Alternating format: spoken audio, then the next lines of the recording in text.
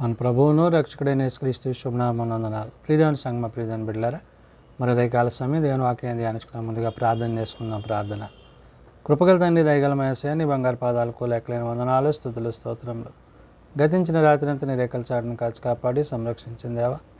మరి ఉదయకాల సమయం సజీవ లెక్కను చేరి ప్రార్థించుండగా వాక్యం ఏందాడో వాక్యం ద్వారా నాతో మాతో మాట్లాడి మీరే మహిమా ఘనత ప్రభావాలు పొందమని యేసునామమున నడుచున్నాం తండ్రి. ఆమేన్. ప్రియదేవుని సంగమ ప్రియదేవుని బిడ్డల నిజంగా ఏర్పాటు చేయని దినవాక్య భాగము త్రిత్వము తరువాతి 18వ ఆదివారంకి ఏర్పాటు చేయబడిన పాత నిబంధన వాక్య భాగము 2వ దినవృత్తాంతముల గ్రంథము 1వ అధ్యాయము 7 నుంచి 12 వచనాలు ధ్యానం చేసుకుందాము. త్రిత్వము తరువాతి 18వ ఆదివారంకి ఏర్పాటు చేయబడిన పాత నిబంధన వాక్య భాగము 2వ దినవృత్తాంతముల గ్రంథము 1వ అధ్యాయము 7 నుంచి 12 వచనంలో ఈ విధంగా రాయబడి ఉన్నవి. ఆ రాత్రి యందు దేవుడు సొలొమోనునకు ప్రత్యక్షమై, నేను నీకు ఏమి ఇయ్యగోరుదునో దాన్ని అడుగుమని సెలవీయగా, సొలొమోను దేవునితో ఇలాగి మనవి చేసెను. నీవు నా తండ్రి అయిన దావీదు ఎడల బహుగా కృపచూపి అతని స్థానమందు నన్ను రాజుగా నియమించినావు గనుక. ప్రియదేవుని సంగమా ప్రియదేవుని బిడ్డలారా, దేవుడైన యెహోవా తన సేవకుడైన భక్తుడైన సొలొమోనుకు దర్శన భాగ్యమని అనుగ్రహించాడు. ఎందుకని? ఆయన తన ప్రజలను పరిపాలించుటకు, తన ప్రజలను ఏలుటకు ఒక రాజుగా మరి దేవుడు ఎవరినైతే ప్రేమించి ఎవరినైతే ఎంచుకొని మరి దావీదు తరువాత తన కుమారునికి సొలొమోనుకు ఆధిక్యతనిచ్చాడు. కాబట్టి ఇక్కడ ఈ ఆధిక్యత సొలొమోను పొందుకోవడంలో ఉద్దేశం ఏంటంటే, ఈ ద్వితీయోపదేశకాండము 2వ అధ్యాయం 1వ వచనంలో చూసినప్పుడు దావీదు కుమారుడైన సొలొమోను తన రాజ్యమందు స్థిరపడబడగా అతని దేవుడైన యెహోవా అతనితో కూడా ఉండి అతనిని బహుగా గనుడైన రాజుగా చేశాను. మరి దావీదును దేవుడు గనుడైన రాజుగా చేసిన తర్వాత యెహోవా సేవకుడైన మోషే అరణ్యమందు చేయించిన దేవుని సమాజపు గుడారము గిబియోనునందుండెను గనుక సొలొమోను సహస్రాధిపతులను, శతాధిపతులను, న్యాయాధిపతులను, ఇశ్రాయేలీల పితరులను, ఇండ్లకు పెద్దలైన వారిని కందరికిని అనగా ఇశ్రాయేలుకందరికిని ఆజ్ఞ ఇయ్యగా సమాజకులుగా కూడివచ్చిరి. అంటే ఇక్కడ దేవుడు దావీదు కుమారునితో మరి దేవుని యొక్క మందసము అంటే మోషే చేత అరణ్యమందు ఏదైతే దేవుడు ఆ యొక్క గుడారాన్ని గిబియోనులో దేవుడు ఉంచాడో దాని విషయంలో సొలొమోను చాలా జాగ్రత్త కలిగిన వాడుగా, నిష్ట కలిగిన వాడుగా, దాని విషయంలో ఒక ప్రత్యేకత కలిగిన వాడుగా ఉన్నాడు. కాబట్టి ఇక్కడ 4వ వచనం అంటాడు కదా, సొలొమోనుతో కూడా కలిసి గిబియోనునందున్న బలిపీఠమునొద్దకు పోయి దావీదు దేవుని మందసమును కిర్యాతీరీము నుండి తెప్పించి యెరూషలేమునందు దాని కొరకు గుడారము వేసి తాను సిద్ధపరిచిన స్థలమందుంచెను. మరి దాన్ని అలా ఒంటిగా వదిలేయకుండా దేవుని యొక్క మందిరాన్ని, దేవుని యొక్క సన్నిధిని, గుడారాన్ని, ఆ యొక్క సమస్తమైన వైభవాన్ని బట్టి మరి సొలొమోను దాని విషయంలో ఒక ప్రత్యేకత కలిగి ఉన్నాడు. ఆ తరువాత 5వ వచనం అంటాడు, హూరు కుమారుడైన ఊరీకు పుట్టిన బెసాలేలు చేసిన ఇత్తడి బలిపీఠము అక్కడ యెహోవా నివాస స్థలము ఎందు ఎదుట ఉండగా సొలొమోనును సమాజపు వారును దాని యొద్ద విచారణ చేసిరి. సమాజపు గుడారం ముందర యెహోవా సన్నిధిని ఇత్తడి బలిపీఠమునొద్ద సొలొమోను పోయి దాని మీద 1000 దహన బలులను అర్పించెను. మరి దానికి ఏ విధమైన అప్రతిష్ట కలగకుండా దేవుని యొక్క చిత్తాన్ని, దేవుని యొక్క ఉద్దేశాన్ని, యెహోవా యొక్క ఆలోచన చొప్పున మరి సొలొమోను అక్కడ దానికి ప్రతిష్ట చేశాడు. బలిపీఠము కదా అంటే దేవుడు ఏదైతే తనకు తెలియజేశాడో, దేవుడు ఏదైతే ఉన్నతమైన స్థితి అని సొలొమోను గ్రహించాడో దాని వద్ద తాను 1000 దహన బలులను అర్పించినప్పుడు తన యొక్క భక్తి విశ్వాసతలను చూసిన దేవుడు ఇక్కడ ఆ రాత్రి దేవుడు మరి సొలొమోనుతో మాట్లాడడం జరిగింది. అందుకని ఇక్కడ వాక్యంలో ఇవ్వబడిన మాట, ఆ రాత్రి యందు దేవుడు సొలొమోనునకు ప్రత్యక్షమై, నేను నీకు ఏమి ఇయ్యగోరుదునో దాన్ని అడుగుమని సెలవీయగా, వెంటనే రాత్రి దావీదు కుమారుడైన సొలొమోనుకు దేవుడు దర్శనమిచ్చి, నీకేది కావాలో కోరుకోమని దేవుడు తనని దర్శించినప్పుడు, మరి సొలొమోను దేని నిమిత్తమైతే ఏర్పరచబడ్డాడో, దేని కొరకైతే తాను చేయుట మేలని తలంచాడో దానిని దేవుని యొద్ద మనం మెచ్చుకున్నాడు. ఏమని?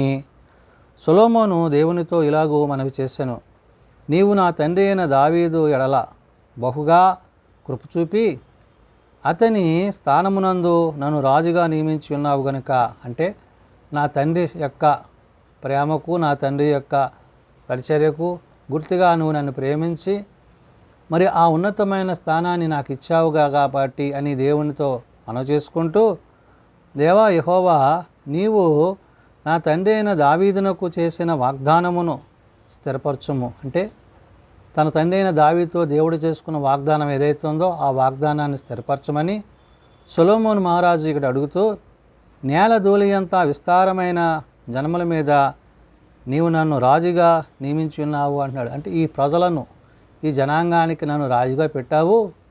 అంత మాత్రమే కాదు, ఏమంటున్నాడు ఇక్కడ, ఈ నీ గొప్ప జనమునకు న్యాయము తీర్చు శక్తి గలవాడెవడో, నేను ఈ జనముల మధ్య ఉండి కార్యములను చక్కపెట్టునట్లు తగిన జ్ఞానములు తెలివిని నాకు దయచేయము. అంటే నీ ప్రజలను, నీ జనాంగాన్ని కాపాడడానికి, పరిపాలించడానికి నీ జ్ఞానాన్ని, నీ శక్తిని, నీ బలాన్ని నాకు దయచేయి అన్నాడంటే నా శక్తి చేత, నా బలం చేత కాదు, కానీ దేవా నీ చిత్తాన్ని నేను జరిగించినట్లు, నీ చిత్త ప్రకారం నేను జీవించినట్లు, నీ ప్రజలను ఏలుటకు కావలసిన, అంటే పరిపాలనలో తానైతే ఉన్నాడు కానీ ఆ కార్యాన్ని జరిగించేది దేవుడైన యెహోవా అనే విషయాన్ని సొలొమోను గ్రహించి పూర్తి బాధ్యత తండ్రైన దేవుని మీద పెట్టి ఇక్కడ అంటున్న మాట, అందుకు దేవుడు సొలొమోనుతో ఈలాగా సెలవిచ్చెను, నీవు ఈ ప్రకారము యోచించుకొని ఐశ్వర్యమునైనను, సొమ్మునైనను, ఘనతనైనను, నీ శత్రువుల ప్రాణమునైనను, దీర్ఘాయువునైనను అడుగక, నేను నిన్ను వారి మీద రాజుగా నియమించిన నా జనులకు న్యాయము తీర్చుటకు తగిన జ్ఞానమును, తెలివిని అడిగి ఉన్నావు. నేను ఎంత అంటే ఏంటి, తన ప్రజలను గురించి, తన జనాంగాన్ని గురించి, తనకున్న అధికారాన్ని దుర్వినియోగం చేసుకోక, స్వనీతి చేసుకోక, తన సొంతానికి ఉపయోగించుకొనక దేవుని చిత్తానికి దాన్ని అప్పచెప్పాడు. కాబట్టి ఇక్కడ దేవుడైన యెహోవా సొలొమోను గురించి అంటున్న మాట ఏమని, అందుకు దేవుడు సొలొమోనుతో ఇలాగ సెలవిచ్చెను, నీవు ఈ ప్రకారం యోచించుకొని, అంటే నువ్వేదైతే యోచించుకున్నావో ఆ యోచన అంతటిని బట్టి ఐశ్వర్యం అడగలేదు, అంటే బంగారం కానీ వెండిలు కానీ వీటిని అడగలేదు, సొమ్మునైనను అడగలేదు అంటున్నాడు. అంటే డబ్బు అడగట్లేదు, ఘనతను అడగట్లేదు, అంటే నేను ఉన్నతమైన స్థితిలో ఉండాలన్న విషయాన్ని కూడా నువ్వు పట్టించుకోవట్లేదు, నీ శత్రువుల ప్రాణమునైనను అంటున్నాడు. అంటే ఏంటి, నీ శత్రువుల ప్రాణం నాకు ఇవ్వి అని కూడా నువ్వు అడుగుతలేదు, దీర్ఘాయువునైనా అడగలేదు అంటే నేను ఎక్కువ కాలం జీవించే స్థితి నాకు దయచేయమని కూడా నువ్వు అడుగుతలేదు, నేను నిన్ను వారి మీద రాజుగా నియమించిన, అంటే నేను ఎవరినైతే ఉంచానో ఆ ప్రజల మీద నిన్ను రాజుగా ఉంచావు కాబట్టి వాళ్ళ విషయమై పరిపాలించడానికి కావలసిన నా జనులకు న్యాయము తీర్చుటకు తగిన జ్ఞానము, తెలివి అడిగి ఉన్నావు అంటాడు. అంటే ఎలా చెయ్యాలో, ఎలా చేయడం మంచిదో అది మాత్రం నాకు ఇవ్వని నువ్వు అడిగావు కదా అని చెప్పి దేవుడు మరి సొలొమోను విషయంలో చాలా సంతోషించాడు. అంత మాత్రమే కాదు, అందుకు దేవుడైన యెహోవా అంటాడు, కాబట్టి జ్ఞానమును, తెలివియు నీకు ఇయ్యబడును. అంటే నువ్వు అడిగినట్టుగానే జ్ఞానాన్ని, తెలివిని నీకు ఇస్తాను. నీ కన్నా ముందుగానున్న రాజులకైనను, నీ తరువాత వచ్చు రాజులకైనను కలిగిన ఐశ్వర్యము, అంటే నీ ముందు కానీ నీ వెనుక కానీ అటువంటి రాజులు ఉండనేరరు అన్నట్టుగా దేవుడైన యెహోవా సొలొమోను గురించి చెప్తూ ఆయన అంటున్న మాట, కాబట్టి జ్ఞానమును, తెలివియు నీకు ఇయ్యబడును. నీకన్నా ముందుగానున్న రాజులకైనను, నీ తర్వాత వచ్చు రాజులకైనను కలుగని ఐశ్వర్యమును, సొమ్మును, ఘనతను నీకిచ్చుదునని చెప్పాను అంటున్నాడు. అంటే అంతగా ఆశీర్వదింపబడ్డానికి, అంతగా దీవింపబడ్డానికి సొలొమోను జీవితంలో దేవుడు చేసిన కార్యం ఏంటంటే, సొలొమోను దేవుని ప్రజలైన ఇశ్రాయేలీయుల గురించి ఆలోచన చేశాడు.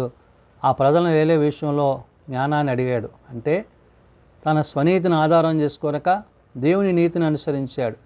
ఎందుకని? బుద్ధి జ్ఞానములు సర్వసంపదలు యెహోవాయందు గుప్తమైనవి కాబట్టి వాటిని అడిగి పొందుకొని తద్వారా తన ప్రజలను ఏలడానికి దేవుడు తన కృపనిచ్చి ఉన్నాడు. కాబట్టి మనము కూడా దేవుని సన్నిధిలో ఏది అవసరం, ఏది అక్కర ఉన్నదో దాని విషయంలో, అంటే ఆనాడు సొలొమోను తన ప్రజలను ఏలడానికి దేవుడిచ్చిన ఆ జ్ఞానాన్ని బట్టి తాను జీవించినట్లుగా నేడు మనము ఆయన సన్నిధిలో ఆయనతో పాటు జీవించడానికి కలిగిన జ్ఞానమును, తెలివిని, బలమును, శక్తిని దయచేయమని నేడు మనం ప్రార్థించినప్పుడు, ప్రభు వచ్చినప్పుడు మనకు ఆయన తన యొక్క సమృద్ధిని అనుగ్రహించి ఆయన తన రాజ్యంలో మనం చేర్చునని ఉదయకాల సమయమున పరిశుద్ధాత్మ దేవుడు మరి భక్తుడైన సొలొమోను ద్వారా తెలియజేసిన మాటలు ప్రార్థన చేసుకుందాం. ప్రేమ నమ్మకం కలిగిన మా తండ్రి, కృప కలిగిన దేవ, నిజమైన ఆయన, నీ యందు భయభక్తులు గలవారిడలా నువ్వు చూపు కనికర కృపలు ఎంత ఉన్నతమైనవో. నిజమైన ఆయన, నీ యొక్క సన్నిధిని బట్టి, నీ యొక్క మందసమును బట్టి, నీవు ఏర్పాటు చేసిన నీ ప్రజలను బట్టి, నీవు ఏర్పరచుకున్న నీ సేవకుడైన సొలొమోను ద్వారా అయా నీ ప్రజలను కాపాడుటకు నీవు నియమించుకున్న రాజును బట్టి వందనాలు. నిజమైన ఆయన, నీ యందు నమ్మిక కలిగి, నీ యందు భయభక్తులు కలిగి, యథార్థత కలిగి, నీతిని అనుసరించి, సత్యమును అనుసరించి కేవలం నీకే మహిమ, ఘనత, ప్రభావం చెల్లించిన అట్టి రాజులను బట్టి వందనాలు. నిజమైన ఆయన, ఏ యోగ్యత లేని మమ్ములను నువ్వు ప్రేమించి మా కొరకు నీ కుమారుని పంపించి, నీ కుమారుని ద్వారా మీరు మాకు ఇచ్చిన యొక్క రక్షణ యందు మేము నిలిచినట్లు, జీవించినట్లు మా అందరికీ నీ కృప దయచేయండి. తండ్రి, నీ చిత్తంను అనుసరించి, నీ వాక్యమును అనుసరించి నీవు మా మధ్య నుంచిన ఆదరణకర్త అయిన పరిశుద్ధాత్మని యొక్క సహాయం చేత మేమందరము జీవించినట్టు అట్టి కృప దయచేయండి. చిన్నబిడ్డలు, యవనులు, పెద్దలు, వృద్ధులు ప్రతి వారిని వారి వారి తరగతుల చొప్పున ఆశీర్వదించి దీవించండి. జన్మదినాలు, వివాహ దినాలు, ఐకుడికల కుటుంబాలు ప్రత్యేకపరచండి. ఏ ఒక్కరూ నశించకంతటి అందరూ మారు మనసు కలిగి పాపక్షమాపణ కలిగి నేను ఇచ్చి రాజ్యంలో చేరగలుగుటకు అట్టి కృప దయచేయమని యేసు నామమున ప్రార్థించి వేడుకొంచున్నాం తండ్రి. ఆమేన్. పరలోకమందున్న మా తండ్రి, నీ నామం పరిశుద్ధపరచబడుగాక, నీ రాజ్యం వచ్చుగాక, నీ చిత్తం పరలోకమందు నెరవేర్చినట్లు భూమి మీద నెరవేరుగాక. మానవ నాడు మాకు దయచేయం. మళ్ళీ అలా ప్రార్థన చేసిన వారిని మేము క్షమించిన ప్రకారం మా ప్రార్థనలను క్షమించము. శోధనలో ఏకాదశులను తప్పించము. రాజ్యము, శక్తి, మహిమ నిరంతరము నీవైనవు తండ్రి. ఆమేన్. మన పరమ తండ్రి అయిన దేవుని ప్రేమ, ప్రభు అయిన యేసుక్రీస్తు కృప, పరిశుద్ధాత్మనిచ్చే సహాయము నిరంతరము సదా తోడైండి సంరక్షించునుగాక. ఆమేన్.